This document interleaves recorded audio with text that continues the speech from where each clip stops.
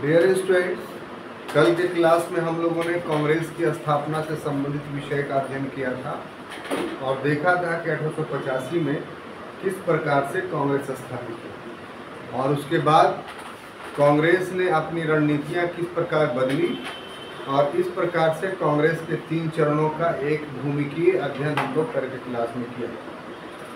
आज के क्लास में हमारा विषय होगा कि कांग्रेस के स्थापना के साथ एक सिद्धांत जुड़ा हुआ है और ये एक ऐसा सिद्धांत है जिसको एक लंबे समय से इतिहास के विद्यार्थियों को, इतिहास के जानकारों को पिलाया जा रहा है और उनको ये बताया जा रहा है कि कांग्रेस का जो स्थापना, कांग्रेस के जो स्थापित किया गया था वो वास्तव में अंग्रेजों ने अपने उद्देश्य से स्थापित किया था और उनका उद्देश्य क्या था कि भारत में जो अंग्रेजों के खिलाफ विद्रोह होने की संभावना हो रही है तो उस विद्रोह को शांत करने के लिए या भारतीयों को के असंतोष को एक वॉल्व के माध्यम से, उनके असंतोष रूपी भाव को एक वॉल्व के माध्यम से बाहर निकालने का प्रयत्न था कांग्रेस।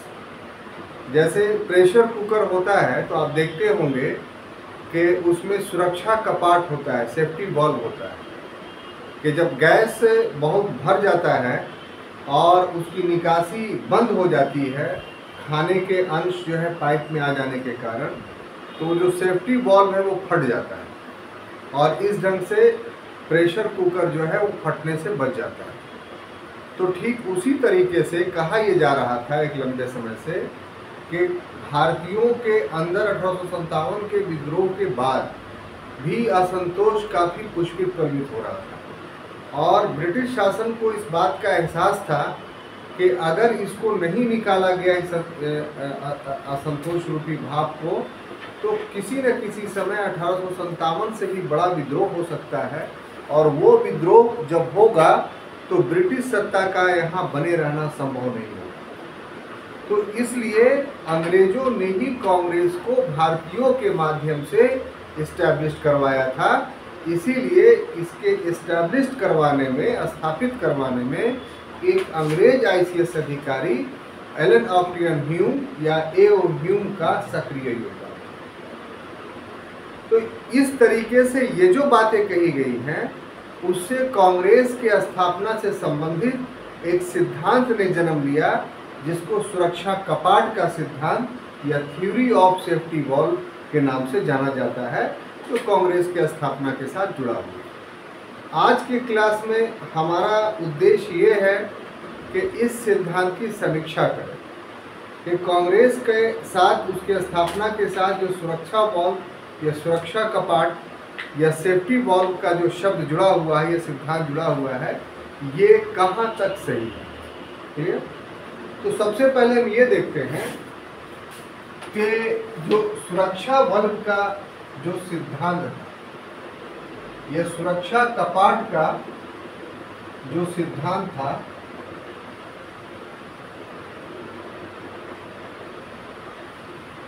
का जन्म कैसे हुआ, या इसको ऐसे लिख देते हैं, सुरक्षा वॉल्व के सिद्धांत का जन्म कैसे हुआ। ठीक है, सिद्धांत का जन्म,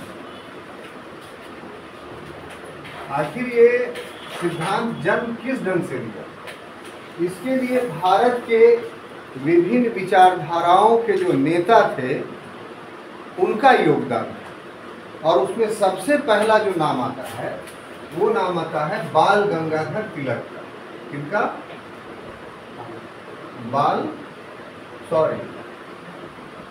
लाला लाजपत राय का।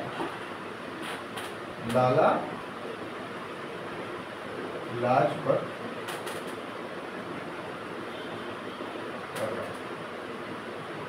ये लाला लाजपत राय जो थे, आप जानते हैं कि गरम दल के नेता। कांग्रेस 1907 ईस्वी में नरम दल और गरम दल में बढ़ चुका था और उसके बाद गांधीयन युग जब तक चलता रहा, नहीं आया, तब तक कांग्रेस में इन दो दलों का अस्तित्व रहा। जो नरम दल वाले थे वो अभी भी ब्रिटिश सत्ता के समर्थक बने हुए थे, जो गरम दल वाले थे वो ब्रिटिश सत्ता के विरोधी थे। उनके लिए लक्ष्य था कि भारत को ब्रिटिश सत्ता से मुक्त कराना।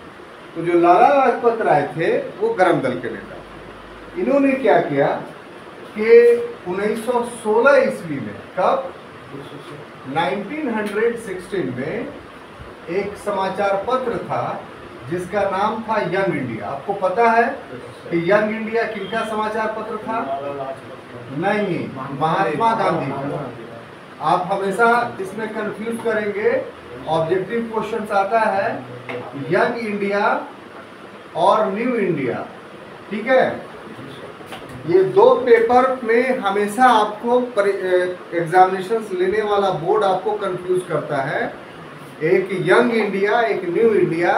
तो अभी ही दिमाग में बैठा लीजिए आप कि यंग इंडिया के संपादक या मालिक महात्मा गांधी थे और न्यू इंडिया के संपादक का मालिक एनी बेसेंट थी, ठीक है।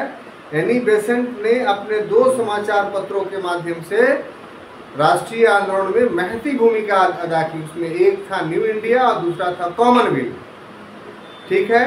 इसी तरीके से गांधी जी ने दो समाचार पत्रों के काफी महत्वपूर्ण थे, एक यंग इंडिया और दूसरा हरिजन। तो ये चार समाचार पत्र आप हमेशा अपने जहन में रखिए, किसी न किसी एग्जामिनेशंस में उलट पुलट के पूछता है और यंग और न्यू के आधार पर आप कंफ्यूज करते हैं। तो यहाँ पर कोड कर लीजिए कि महात्मा गांधी हमेशा जवान रहे, इसलिए यंग इंडिया किनके द्वारा निकाला गया? महात्मा गांधी के द्वारा। सपोर्ट करते हैं। हाँ, तो इस यंग इंडिया में 1916 ईस्वी में लाला लाजपत राय के द्वारा एक लेख लिखा गया, ठीक है। क्या लिखा गया? एसे। इस एसे में जो है वो सुरक्षा बल का सिद्धांत जन्म लेता है। सुरक्षा बल का सिद्धांत क्या लेता है? जन्म लेता है। क्लियर? और कैसे जन्म लेता है कि बजाते तौर पे इस लेख में उन्होंने व्याख्या की कि साहब जो कांग्रेस स्थापित हुआ वो लॉर्ड डफरिन के दिमाग की उपज थी। बजाते तौर पे उन्होंने शब्द इस्तेमाल किया कि कांग्रेस लॉर्ड डफरिन के दिमाग की उपज थी। क्यों उपज थी? क्योंकि कांग्रेस को स्थापित करने के पीछे लॉर्ड डफरिन का मकसद ये था कि भारत में जो असंतोष जन्म ले रहा है उस असंतोष को एक ऐसे संगठन स्थापित करके निकाला जाए जो संगठन तो हो भारतीयों का, लेकिन वो काम करे अंग्रेजों के लिए। और इसलिए अपने एक ICS रिटायर्ड ICS अधिकारी को उसमें नियुक्त किया, लगाया और उसके माध्यम से कांग्रेस स्थापित किया गया। उन्होंने कहा यही वजह है कि एलन ऑक्टियन हूँ 1885 से लेकर के 1907 तक कंटिन्यूअस कांग्रेस के सचिव रहे, सेक्रेटरी रहे।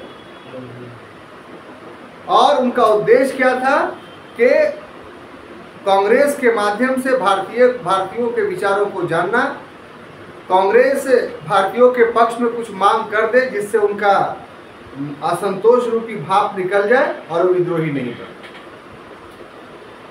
और तर्क उन्होंने दिया कि यही कारण है कि कांग्रेस के चरित्र में ये दोहरा रूप हमेशा देखने को मिला कि जब असंतोष काफी उफान पर होता था जनता का तो कांग्रेस आंदोलन लॉन्च कर देती थी ताकि जनता का असंतोष निकल जाए, और जब आंदोलन जब अपने चरमोत्कर्ष पर पहुंच जाता था तो आंदोलन को वापस ले लेती थी ताकि ब्रिटिश सत्ता बचा रहे। तो ये लाला लाजपत राय ने जो बातें कही ये वास्तव में उदारवादियों के नीतियों पर प्रहार करने के लिए कि उदारवादी जो ब्रिटिश समर्थक बने हुए हैं तो वास्तव में वो कांग्रेस को ब्रिटिश साम्राज्य के लिए इस्तेमाल कर रहे हैं। वास्तव में कांग्रेस एक राष्ट्रवादी संस्था के रूप में काम नहीं कर रही, एक ऐसा संस्था के रूप में काम कर रही है जो साम्राज्यवाद का पोषक है। क्लियर? तो ये तो था लाला लाजपत राय का विचार, जो उन्होंने उग्रवादियों पर व्यंग करने के लिए, उनकी आलोचना करने के लिए बात कही। क्लियर? अब आ जाइए दूसरी बात कि एक और नाम आपको मिलेगा, रजनी पामदत्त। रजनी पामदत्त ये क्या थे? तो एक मार्क्सवादी लेखक। आप जानते हैं कि हिस्ट्री लिखने में बहुत तरह के स्कूल हैं। एक स्कूल मार्क्सिस्ट स्कूल है, ठीक है ना? इन्होंने 1939 ईस्वी में, कब? 1939 ईस्वी में सुरक्षा वॉल के सिद्धांत को जन्म दिया। सुरक्षा वॉल के सिद्धांत को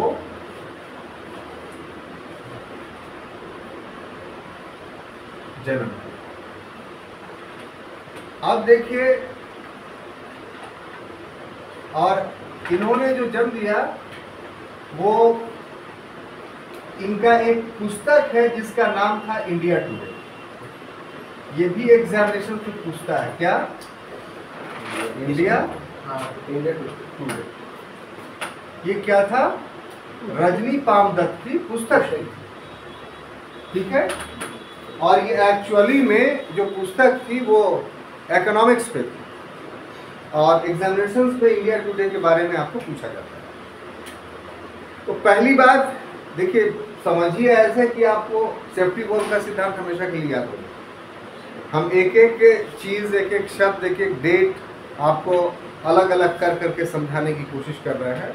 ये हम जो पढ़ा रहे हैं आपको विपिन चंद्रा से पढ़ा रहे हैं, उसके चैप्टर नंबर 4 में और चैप्टर नंबर 5, 2 चैप्टर से संबंधित है। 4 में है कि कांग्रेस की स्थापना का मिथक, और 5th में है कांग्रेस की स्थापना का सच। तो दोनों को मिक्स कर करके हम आपका आज का क्लास ले रहे हैं। तो इसमें कोशिश कीजिए कि पूरी बात आपके जहन में चली जाए और मटेरियल्स के रूप में आप उसका इस्तेमाल कर सकते हैं। तो रजनी पामदत्त, जैसा कि मैंने कहा, कि एक मार्क्सवादी लेखक। इतिहास लेखन में, हिस्टोग्राफी में बहुत सारे स्कूल्स हैं। नेशनलिस्ट स्कूल्स हैं, मार्क्सिस्ट स्कूल हैं, सबाल्टर्न स्कूल्स हैं, एलियन स्कूल्स हैं, एलन स्कूल्स है फ्रांस का, उसके बाद कैम्ब्रिज स्कूल्स है। तो बहुत सारे स्कूल्स हैं। स्कूल्स का मतलब ये है कि उसके विचारधारा के अनुसार हिस्ट्री लिखना। बात समझ में आ रही है? तो रजनी पामदत्त मार्क्सवादी लेखक थे। तो इन्होंने कांग्रेस के एस्टैब्लिशमेंट को मार्क्सवादी विचारधारा के आधार पर व्याख्या किया। क्या व्याख्या किया? कि कांग्रेस वास्तव में सामंतवादियों और पूंजीवादियों की पार्टी है, और जो किसान और मजदूरों का शोषण हो रहा था, इसके विरुद्ध जो उनके अंदर असंतोष था, उस असंतोष को दबाने के लिए, ये निकालने के लिए, इन सामंती और पूंजीवादी शक्तियों ने ब्रिटिश सत्ता से गठजोड़ कर लिया और अपना एक राष्ट्रवादी चेहरा प्रस्तुत किया, जिसमें उनका उद्देश्य सिर्फ अपने हितों की पूर्ति करना था। आम जन जो किसान और मजदूर थे, उनके हितों की पूर्ति करना नहीं था।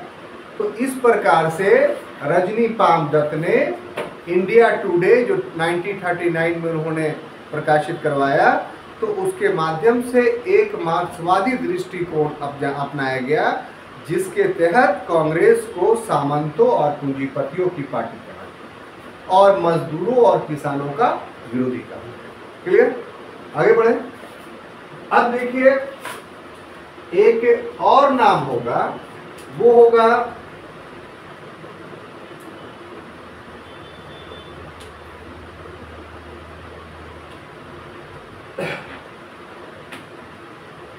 V.R. गोलवलकर। गोलवलकर इन्होंने एक पंफलेट निकाला। क्या निकाला? और उस पंफलेट का नाम था वी। क्या नाम था? वी यानी हम। वी यानी हम, ठीक है।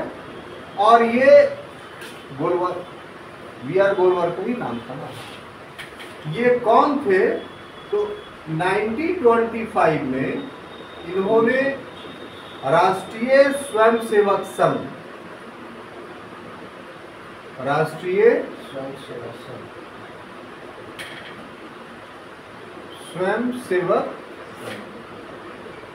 संघ, जिसको संक्षेप में आरएसएस कहते हैं,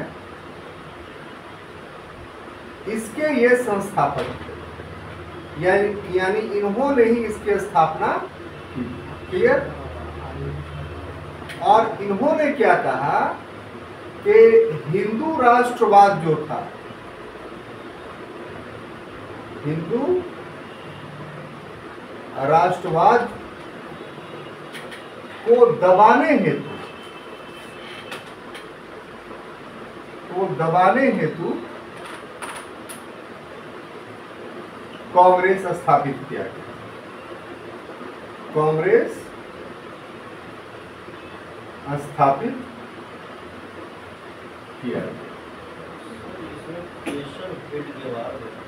ओ, मैं कुछ मिस कर रहा हूं। केशव हेडगेवार नहीं तो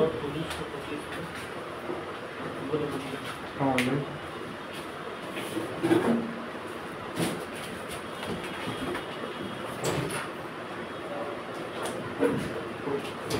केशव हेडगेवार। तो थोड़ा सा करेक्ट कर लीजिए। इसमें करेक्शन ये करना है कि जो 1925 में नागपुर में राष्ट्रीय स्वयंसेवक संघ आरएसएस स्थापित हुआ, तो उसके संस्थापक केशव बलिराम हेडगेवार, और उनकी मृत्यु के बाद जो इसके हेड बने, जिसको आरएसएस के भाषा में सर संचालक कहा जाता है, वो एमएस गोलवरकर थे। ठीक है, बात समझ में आई? तो एमएस गोलवरकर ने 1916 से लगभग 30 वर्ष बाद, यानी आज़ादी से थोड़ा सा पहले से मान लीजिए, उन्होंने ये विचारधारा दिया सेफ्टी वॉल्व का कांग्रेस के पास। और उनका विचारधारा देने के पीछे जो तर्क था वो कि कांग्रेस जो वास्तव में मुसलमानों का पक्षधर है और धर्मनिरपेक्षता का पालन कर रही है, वो वास्तव में उभर रहे हिंदू राष्ट्रवाद को दबाने का प्रयास है। जिससे मुगलों को और तुर्कों को अपना भाई मानती है, वास्तव में वो भी जो है अंग्रेजों के समान विदेशी है। और इस प्रकार से हिंदुओं को अब 3 आधारों पे लड़ना पड़ रहा है, एक अंग्रेजों से, एक मुसलमानों से, और तीसरा छद्म राष्ट्रवाद के समर्थक कांग्रेस। तो कांग्रेस के राष्ट्रवाद को आरएसएस के द्वारा छद्म, माने वो जो वास्तविक नहीं हो, राष्ट्रवाद कहा गया। तो ये एक विचारधारा रखी गई और कहा गया गोलवरकर के जरिया कि साहब एक बड़ा उफान हिंदुत्व राष्ट्रवाद का उभर रहा है, जिसको कांग्रेस के द्वारा दबाया गया, और कांग्रेस की स्थापना ही इस राष्ट्रवाद को जो है वो मध्यम करने के लिए किया गया था।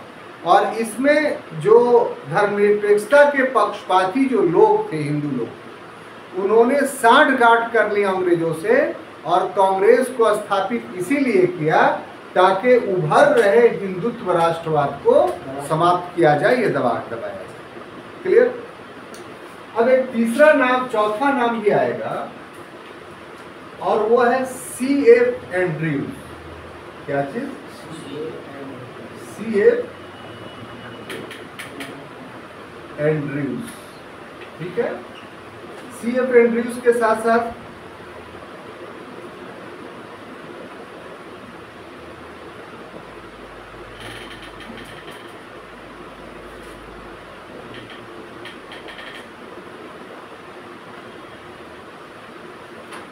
गिरिजा मुखर्जी और गिरिजा मुखर्जी, ये दो लोग थे और इन दोनों के द्वारा 1938 ईस्वी में 1938 में कांग्रेस का उदय एवं विकास, कांग्रेस का उदय एवं विकास नामक पुस्तक लिखी बजाते तौर पर, और इसमें भी कांग्रेस पर यह इल्ज़ाम लगाया इन दोनों लेखकों ने कि कांग्रेस वास्तव में ब्रिटिश के प्रति उभर रहे असंतोष को निकालने का एक प्रयास था, लेकिन इन्होंने कुछ उदारवादी दृष्टिकोण अपनाया कांग्रेस के प्रति, और साथ साथ ये भी कहा कि कांग्रेस की इस भूमिका के लिए तारीफ करनी चाहिए कि उस समय इसने आशंकित खून खराबे से देश को बचा लिया। अगर कांग्रेस स्थापित नहीं होती तो हो सकता था कि इतना खून खराबा होता कि बहुत बड़ी जनसंख्या मारी जाती। तो इस तरीके से दबे लहजे में गिरिजा मुखर्जी और CF एंड्रयूज ने भी कांग्रेस की स्थापना के साथ जो सुरक्षा बल का सिद्धांत था उसको मान लिया। सही बात है।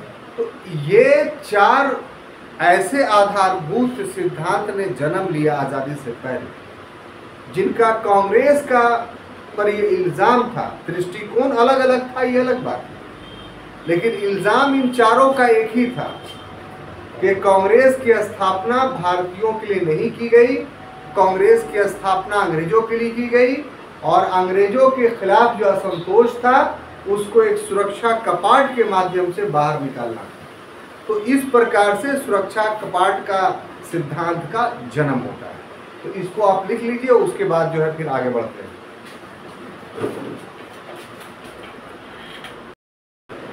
तो अब हम लोग देखेंगे कि ठीक है, सुरक्षा बल का सिद्धांत ने जन्म ले लिया आज़ादी से पहले, लेकिन इस सुरक्षा बल का आधार क्या था, बेस क्या था, ये हम लोगों के अध्ययन का दूसरा टॉपिक होगा। ठीक है, तो आगे देखते हैं कि सुरक्षा कपाट सिद्धांत का,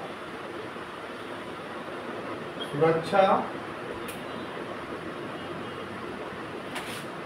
कपाट सिद्धांत का आधार। ठीक है ना। तो इसके बेस की बात करेंगे कि आखिर सुरक्षा कपाट सिद्धांत कहाँ से जन्म ले रहा है।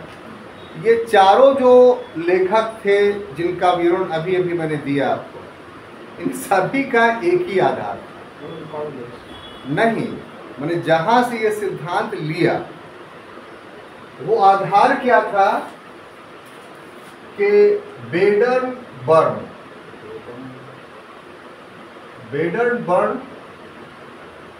ये कौन थे? तो A.O. ह्यूम के नहीं, सॉरी, A.O. ह्यूम के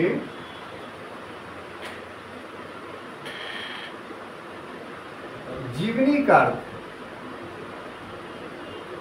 जीवनीकार समझते हैं ना, बायोग्राफर। कौन थे? बायोग्राफर थे। यानी इन्होंने ह्यूम पर एक पुस्तक लिखी। ठीक है, और ये जो पुस्तक थी, ये जो ह्यूम का जो बायोग्राफी था, यानी बायोग्राफी का होगा जीवन चरित्र। क्या चीज? जीवन चरित्र। ये बायोग्राफी लिखी, और बायोग्राफी जीवन चरित्र कब लिखी? 1913 में। 1913 में ह्यूम की, 1912 में ह्यूम की मृत्यु होती है, और 13 में ये पुस्तक प्रकाशित होती है, यानी biography of Hume written by Wedderburn. तो इस पुस्तक में ह्यूम के बारे में पूरा विस्तार से वर्णन है, ठीक है। अब यहाँ पर ये जो जीवन चरित्र था, इस जीवन चरित्र के पेज नंबर कितना, पेज नंबर ये याद रखिएगा 80 और 81, यही बेस था। 80 और 81 बेस था। और 80 और 81 में क्या कहा गया, चूंकि आप इसको पढ़ रहे हैं तो 80 और 81 चूंकि चारों के चारों जो पूर्व के जो लेखक थे जिन्होंने सुरक्षा कपाट के सिद्धांत को जन्म दिया, तो उन्होंने बेडनबर्ग के इस पुस्तक के इसी 80 और 81 वाले जो खंड हैं उसको उन्होंने आधार बनाया था। इसलिए आपके लिए ज़रूरी है कि आप उसके बारे में जानें कि आखिर 80 और 81 नंबर पेज में क्या लिखा हुआ है, ठीक है। तो इस 80 और 81 नंबर पेज में जो है, जो लिखा हुआ बात है, उसको थोड़ा आप जान लीजिए कि मुझे इस रिपोर्ट की कई बड़े खंड दिखाए गए, जिसमें छोटी बड़ी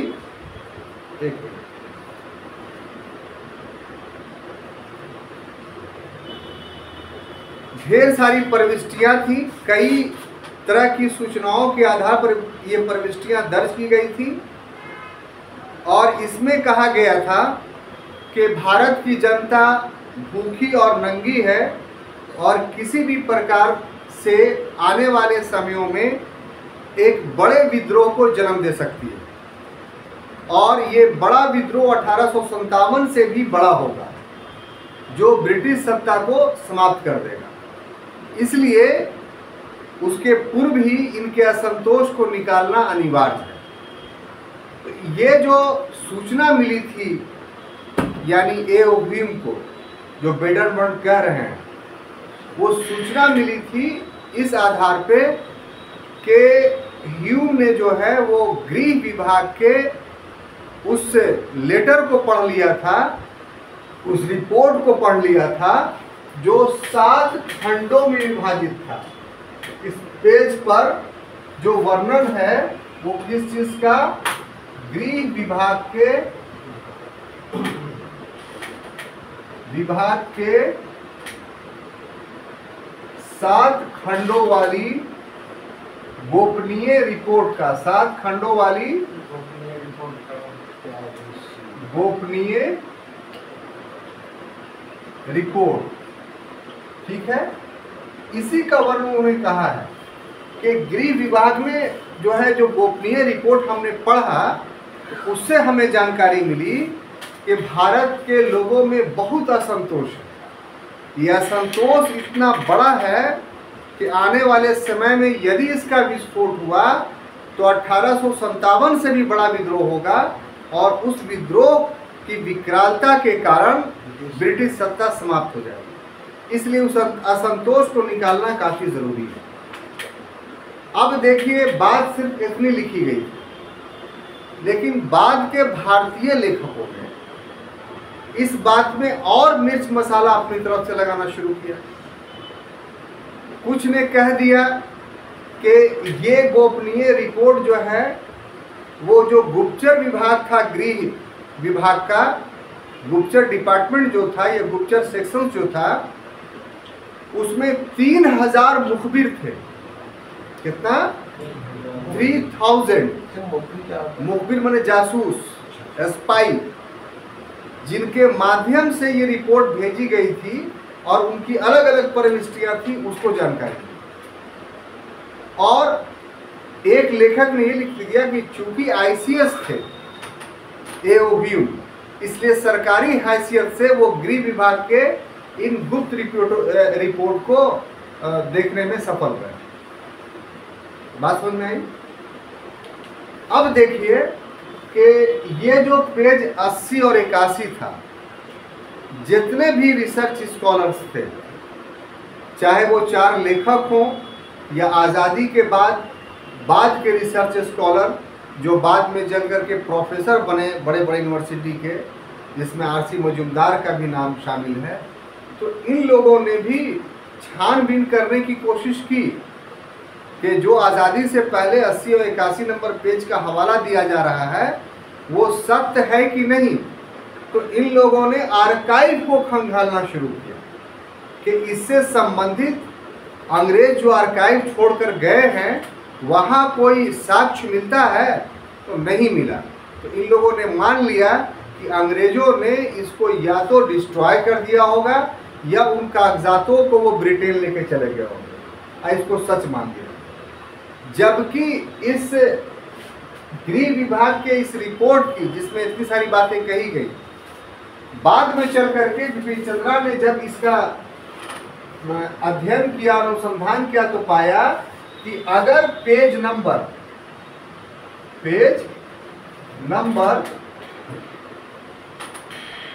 78 79 और 82 83, यानी इस पेज के 2 पेज पहले और 2 पेज बाद अगर साथ साथ अध्ययन किया जाता तो ये राज खुल जाता कि आखिर ये गुप्त रिपोर्ट क्या है।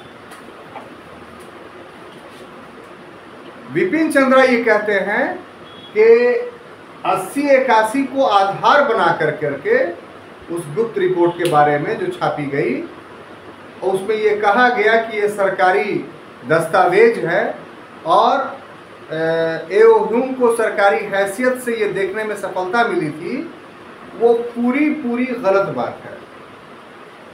पहली बात ये बिपिन चंद्रा ने कहा कि एओ ह्यूम कृषि विभाग के सचिव थे और कृषि विभाग गर्मियों के समय में शिमला चला जाता था, लेकिन गृह विभाग शिमला नहीं जाता था, कभी भी नहीं। गृह विभाग दिल्ली में ही रहता था और सारे कागजात दिल्ली में रहते थे। तो 80-81 में जो ये कहा गया बात कि ICS की हैसियत से वो शिमला में जाकर के गृह विभाग के कागजात को देख लिया, तो स्थान और परिवेश के अनुसार ये बात गलत है। दूसरी बात कि वो कृषि विभाग के सचिव थे। कृषि विभाग के सचिव की रसाई यानी पहुंच गृह विभाग में नहीं हो सकती। कोई भी एक डिपार्टमेंट का सेक्रेटरी दूसरे डिपार्टमेंट के कागजात को न मंगा सकता है न देख सकता है। ये कार्यालय अनुशासन कहलाता है। और तीसरी बात, इन्होंने ये कहा कि बाद के लेखकों ने जो ये कहा कि 30,000 मुखबिर थे, जासूस थे, तो बिपिन चंद्रा ने प्रमाणित कर दिया, सॉरी 3,000, बिपिन चंद्रा ने प्रमाणित कर दिया कि साहब उस समय गृह विभाग में जासूस 100 के अंदर थे। तो फिर 3,000 जासूसों की बात सरासर झूठ है।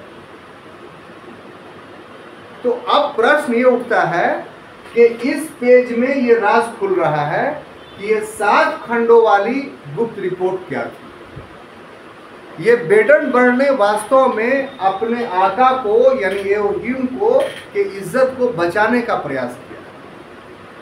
ये जो 4 पेज है जिसका वर्णन हम आपको यहाँ कर रहे हैं, ये एक्चुअली में क्या है कि एओ ह्यूम जो थे, क्या एओ ह्यूम, एलन ऑकियन ह्यूम, ये ब्रह्म विद्या के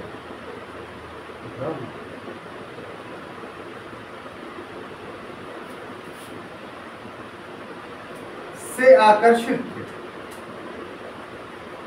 ठीक है। और मैडम ब्लात्सवस्की, ये नाम आप सुने होंगे, मैडम ब्लात्सवस्की के संपर्क में थे। आपको पता होगा कि मैडम ब्लात्सवस्की और कर्नल अलकाट ये दो ऐसे व्यक्ति थे जिन्होंने थियोसॉफिकल सोसाइटी की स्थापना अमेरिका के सैन फ्रांसिस्को शहर में 1875 में की और वो फिर भारत चले आए। भारत के मद्रास के अडयार में उन्होंने थियोसॉफिकल सोसाइटी का इंटरनेशनल हेडक्वार्टर बनाया। और थियोसॉफिकल सोसाइटी का काम क्या था? तो ब्रह्म विद्या के विचार को फैलाना, जिसमें वो मूर्ति पूजा के विरोधी थे, एक ईश्वर की उपासना के पक्षधर थे और भी बहुत सारा सिद्धांत। तो एलन ऑप्टियन ह्यूम मैडम ब्लावत्स्की के संपर्क में आए और उनके संपर्क में आने के कारण ब्रह्म विद्या के अनुनन्य भक्त बन गए। और उनसे उनको पता चला कि साहब तिब्बत क्षेत्र में, कहाँ? तिब्बत में बहुत सारे महात्मा रहते हैं। क्या रहते हैं? अब ये थोड़ा देखिए, तिब्बत के महात्माओं से उनको संपर्क हुआ। हाँ, महात्माओं से संपर्क हुआ। किनको? Very good. संपर्क हुआ किनको? एओ ह्यूम को। और माध्यम कौन बने? नहीं, यस, गुड। माध्यम बनी मैडम ब्लावत्स्की। Madam Blavatsky. और इनके माध्यम से वो महात्माओं के संपर्क में आए और उनसे वो पता चला कि ये महात्मा अंग्रेजों के पक्षधर हैं। और 1857 में जो विद्रोह हुआ था, वो विद्रोह को इन महात्माओं ने अपने आध्यात्मिक शक्ति के माध्यम से दबाया था। और ये ब्रिटिश सम्राट के बहुत बड़े समर्थक हैं। इनका प्रभाव संपूर्ण भारत के आम जन पर है। ये तिब्बत में ही बैठकर संपूर्ण भारत की यात्रा कर सकते हैं, सारे जनता से संपर्क स्थापित कर सकते हैं, सारे जनता के मनोवृत्ति को परिवर्तित कर सकते हैं। बात समझ में आ रही है? तो एओ ह्यूम को इसी प्रकार से एक महात्मा से मुलाकात हुई जिनका नाम था लाल कूतहोमी लाल सिंह। क्या नाम था? कूतहोमी लाल सिंह। सब नाम याद करते हुए चलिए। होमी लाल सिंह।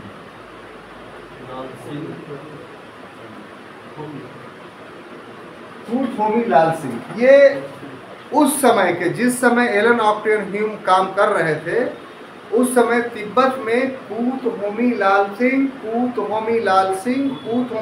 सिंह एक बहुत बड़े महात्मा थे। और उनके माध्यम से ये पता चला कि भारत में उस समय यानी 1885 से पहले भारतीयों में बहुत बड़ा अंग्रेजों के खिलाफ असंतोष है। और यह असंतोष इतना बड़ा है कि 1857 से भी बड़ा विद्रोह हो सकता है, जो विद्रोह ब्रिटिश सत्ता को समाप्त कर देगा।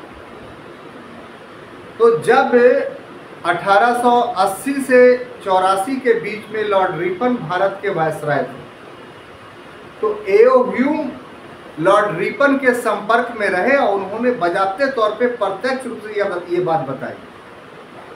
लेकिन जब रिपन चले गए भारत से और लॉर्ड डफरिन भारत के वायसराय या गवर्नर जनरल बनकर के आए, तो उन्होंने भी ये बात बताई लॉर्ड डफरिन से, लेकिन ये छुपा कर करके कि हमको ये बातें जो है वो तिब्बत के महात्माओं से मिल रही हैं। बल्कि उसके जगह पर उन्होंने वही गूढ़ रिपोर्ट की बात की, लेकिन वो सीक्रेट रिपोर्ट कहाँ से उनको मिला ये वो डफरिन को नहीं बता पाए। इसलिए डफरिन बराबर जो है उनसे उलझे हुए रहे और हमेशा उनसे लड़ाई होती रही इस मुद्दे पे कि आप सबूत दीजिए हमको कि आप किस ग्राउंड पे ये बात कर रहे हैं।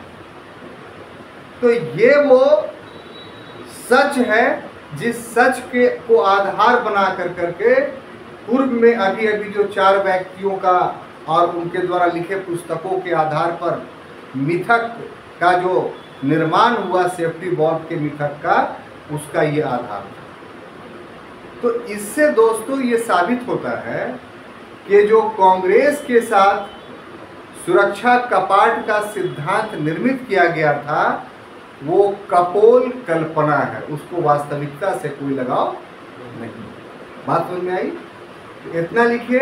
अब आगे बढ़ेंगे हम लोग की अभी जगह है ठीक करते हैं। कांग्रेस की स्थापना का सच, ये तो मिथक साबित किया हमने। कौन? सेफ्टी वॉल्व के सिद्धांत का, ये वास्तविक नहीं था।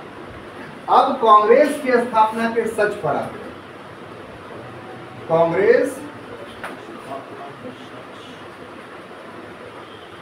की स्थापना का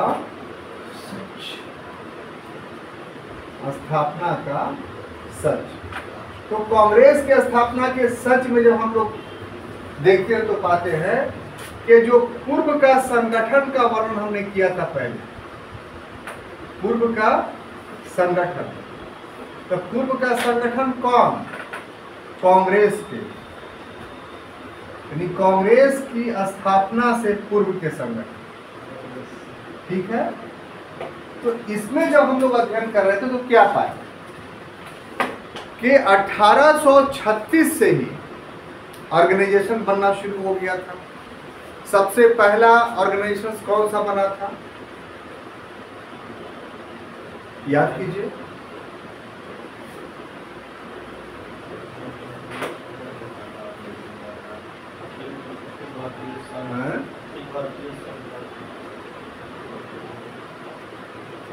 एक था लैंड होल्डर सोसाइटी, जमींदार सभा,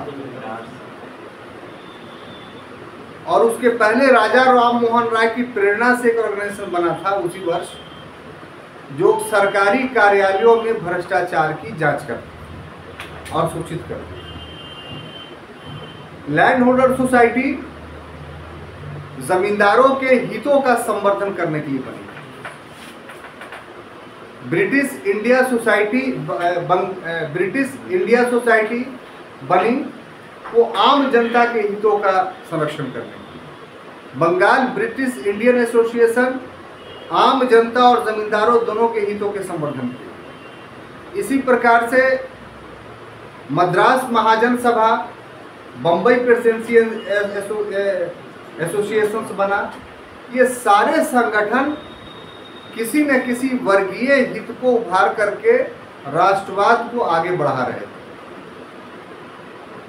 लेकिन फिर गतिहीनता आ गई। उसके बाद एक 1878 ईस्वी में आपको याद होगा कि इंडियन एसोसिएशन सुरेंद्रनाथ बनर्जी और आनंद मोहन बोस के सहयोग से बना था कलकत्ते में।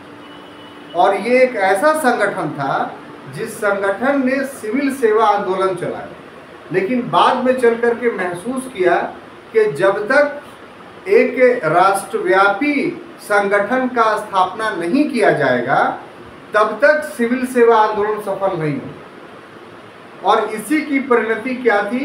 तो 1883 ईस्वी में जो है वो अखिल भारतीय संघ का पहला अधिवेशन कलकत्ते में बुलाया गया। और दूसरी बात कि ये तय किया गया कि अगला अधिवेशन 1885 में कलकत्ते में ही होगा।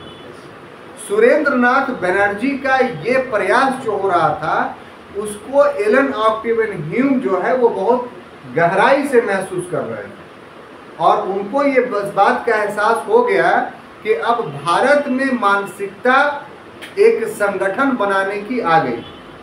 इसीलिए वो ब्रिटेन गए और वहाँ के नेताओं से मिले। वहाँ भारत के कुछ नेता रह रहे थे जिसमें सबसे महत्वपूर्ण थे दादा भाई नौरोजी, उनसे वार्तालाप किया और फौरन मार्च 1885 में भारत में आकर के एक अखिल भारतीय संघ बनाने का प्रयत्न उन्होंने भी शुरू कर दिया। तो उन्होंने जो बम्बई में शुरू किया वो एक प्रतिक्रियात्मक काम था उनका। किसके खिलाफ प्रतिक्रिया थी? तो सुरेंद्रनाथ बनर्जी के खिलाफ प्रतिक्रिया थी, क्योंकि उनसे उनको बढ़ता नहीं था, वो भी आईसीएस।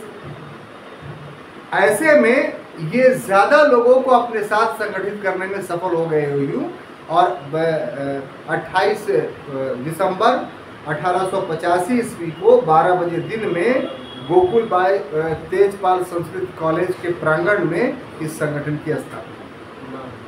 तो इस तरीके से ये संगठन बना, लेकिन इनके साथ एओयू का नाम जुड़ा रहा, हटा नहीं, उन्होंने ही इसको एस्टैब्लिश कराया।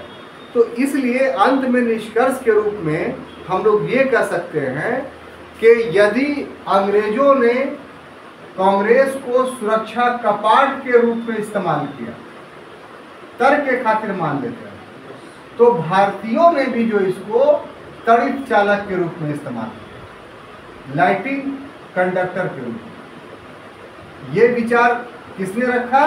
तो अंग्रेजों ने। तो भारतीयों ने भी भारतीयों ने भी क्या कहा कि हम जो इसको स्थापित किए हैं वो तड़ित चालक के रूप में, अर्थात कि ब्रिटिश प्रकोप अगर भारतीय संगठन पर पड़ेगा तो एओयू के रूप में वो उसको बचा लेंगे, उस बिजली को गिरने से कांग्रेस को बचा लेंगे। तो अगर अंग्रेजों ने इसको सुरक्षा बॉल के रूप में इस्तेमाल किया कांग्रेस को, तो भारतीयों ने इसको तड़ित चालक के रूप में इस्तेमाल किया। तो उद्देश्य दोनों के अलग अलग थे, लेकिन कांग्रेस अपने स्थापना के बाद धीरे धीरे करके पूरा का पूरा राष्ट्रवादी पार्टी बन गई और उसी के नेतृत्व में भारत ने आज़ादी की लड़ाई लड़ी और सफलता प्राप्त की। तो ये था छात्रों कांग्रेस की स्थापना का मिथक और कांग्रेस की स्थापना का सच। हम समझते हैं कि आपको पूरी बात समझ में आ गई होगी। अगले क्लास में हम भारतीय अर्थव्यवस्था के एक नए टॉपिक के साथ आपके समक्ष उपस्थित होंगे।